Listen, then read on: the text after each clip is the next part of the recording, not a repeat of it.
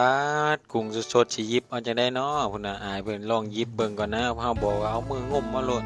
หยิบแบบนี้มันบ่ได้ดอกนี่เบิ่งหอยติล่ะหอยก็มีหลากหลายชนิดแฮงปูม้าก็สดๆเลยได้นี่เพิ่นน่ะส่วนมากคนเฮาสิเน้นหอยนะสิมาหยิบเอาหอยหลายกว่าหมู่หอยกับกุ้งนี่โอ้ขายดีเป็นพิเศษเลยนี่เบิ่งพุ่นน่ะเขาแกะมาให้ก็มีมาเบิ่งปูดองแล้วก็กุ้งดองอีก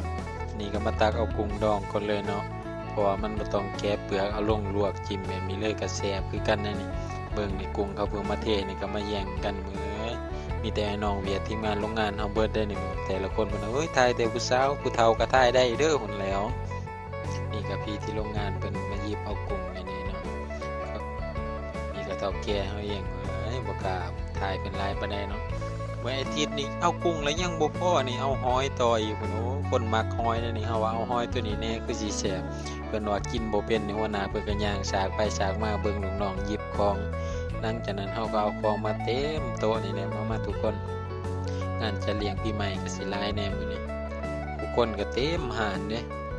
อันนี้เอ้อยเพิ่นก็จักได้หยังมาเนาะจนบ่มีบ่อนว่างเพราะว่าโต๊ะมันน้อยเกินพนักงานโรงงานเดียวกันกับเฮาก็ประมาณ60ผู้คนบ่เนาะจนเต็มหานโซนตัวนี้มีแต่ทีมงานโรงงานเดียวกันเบิดนี่มีแต่ไอ้น้อง หลังจากนี้เราก็พากันย่างเลยพอเอาของมาลายแล้วเต็มโต๊ะเลยเนาะพากันย่างพาพันกินเฮาน่ะชิมหอยแล้วก่อนรสชาติมันสิเป็นจังไดกินเบิ่งแล้วแซ่บอยู่